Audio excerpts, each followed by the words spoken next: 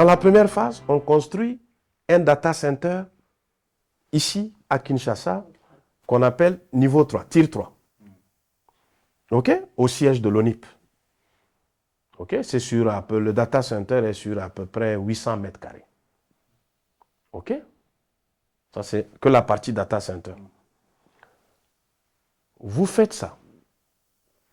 Vous construisez dans la première phase les 24 communes. Ça, c'est dans la première phase. Ce que les autres n'ont pas fait dans leur offre. Les autres ont dit, bon, voilà, on amène les équipements, on laisse ça à l'aéroport ou au port. C'est à l'ONIP de sortir, d'installer et tout ça. Nous, tout ça fait partie parce qu'on connaît nos États. Si vous ne faites pas du clé en main, le projet va s'arrêter. Donc, dans la première phase, on a tenu compte du premier data center qui va être construit au siège, dans le siège de l'ONIP. Nous avons tenu compte des 24 communes qui auront aussi leur centre rénové avec des mini data centers. Parce que chaque localité, chaque endroit aura sa base. Donc, les 24 communes auront leur bâtiment où on accueille, comme le premier centre que vous avez vu. Là-bas, c'est sur total à peu près de 1200 mètres carrés. Donc, derrière, vous avez la partie data center sur 800 mètres carrés. Et puis, vous avez à peu près 600 mètres carrés d'espace où vous venez, vous faites la queue, vous attendez qu'on vous enrôle. Une fois qu'on vous a enrôlé, vous revenez pour reprendre votre carte. Ou vous pouvez appeler le call center. Quand c'est prêt, on vous appelle, on vous envoie. On peut aussi faire un service de livraison avec des PME de livraison. Donc, tout ça, c'est des choses qu'on va voir dans le déroulé du projet. Donc, dans la première phase, vous avez ça. Mais dans la deuxième phase maintenant, ça, c'est un financement qu'on va lever. Dans la deuxième phase. Dans la deuxième phase, en tant que privé. Les 444 millions dont il parle d'infrastructure. La deuxième phase est sur quoi? Elle est sur les services à valeur ajoutée. Elle est sur un système qu'on va mettre en place qui pourra vérifier l'identité des gens, aussi créer de la big data pour l'État. Je donne un exemple. Demain, quand vous voulez acheter une maison ou quand vous voulez prendre une assurance ou ouvrir un compte bancaire, nous allons certifier que c'est vous. OK? Ça va générer de l'argent.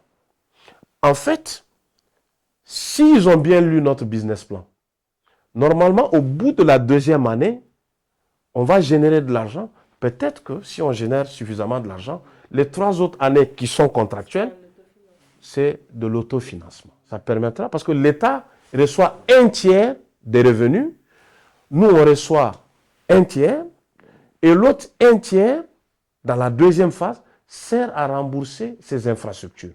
Parce que, moi je suis dans les télécoms depuis 1998. Ce projet, vous ne pouvez pas le faire si vous n'interconnectez pas les sites. Parce que dans les services à valeur ajoutée, il y a de la certification. Et dans chaque localité, si nous prenons le cas du Congo, on a parlé des 145 territoires, au minimum. Nous allons faire un centre. C'est des centres en moyenne dans ces localités, ça va être à peu près entre 600 et 1000 mètres carrés selon la grandeur du centre. Il y aura la façade qui sera tout ce qui est centre d'identification, accueil public, et derrière un mini data center. Parce que chaque localité aura sa base de données locale avec son mini data center. C'est ce qu'eux ils disent excessif, mais qu'ils appellent les techniciens. Parce que si je prends 145 territoires, faites un bâtiment en moyenne, prenons même 1000 mètres carrés. 1000 mètres carrés à $500. OK? Quand on sait que les 145 territoires, c'est $500 000. Pas encore bien aménagés. C'est $500 000.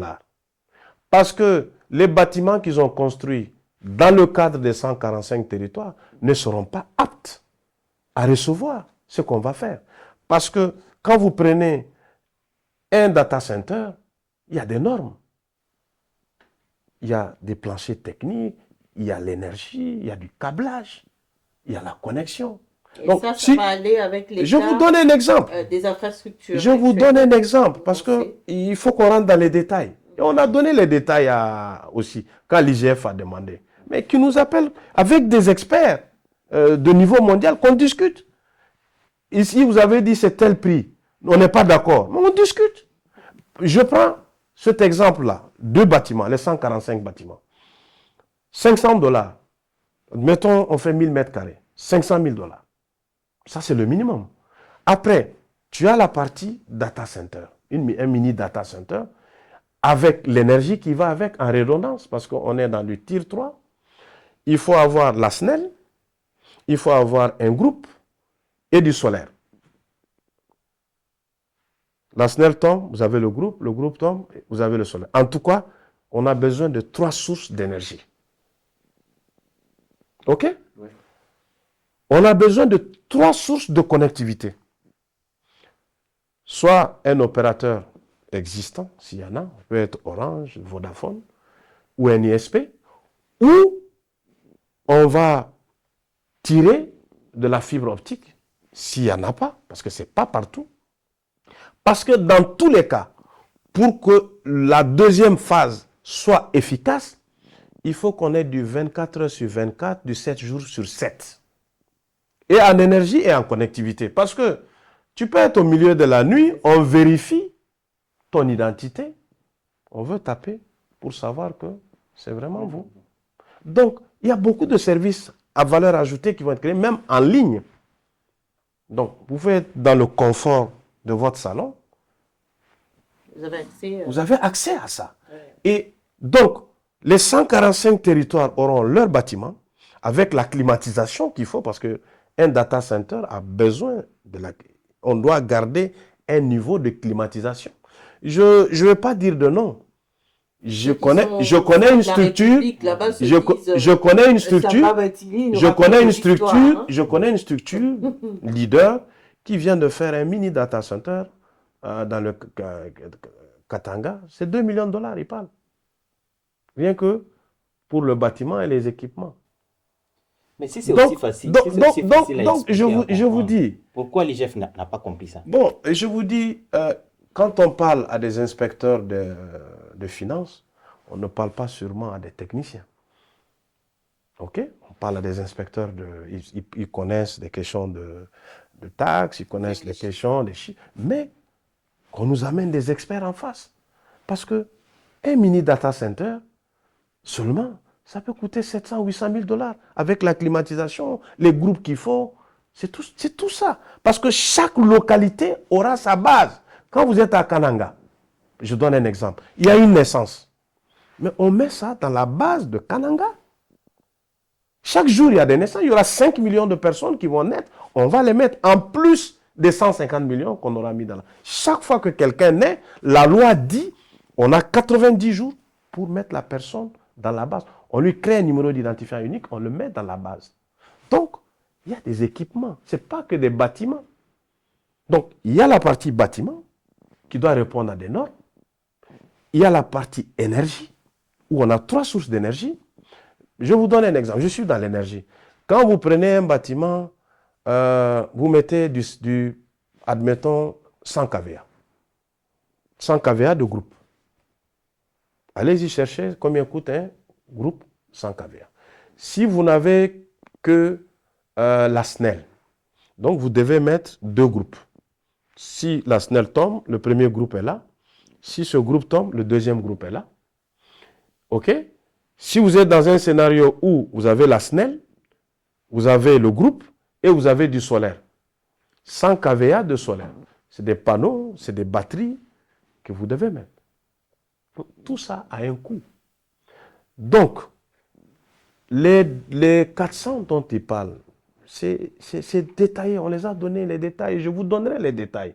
Vous pourrez les montrer en bac. C'est détaillé. Pour des gens du domaine, c'est pas on ne peut pas parler de surfacturation. Donc, on parle de 145 territoires. Donc, 145 territoires en bâtiment, en data center, en équipement, mobilier, informatique, avec des machines d'impression. Donc, c'est tout ça, c'est détaillé. L'offre est détaillée.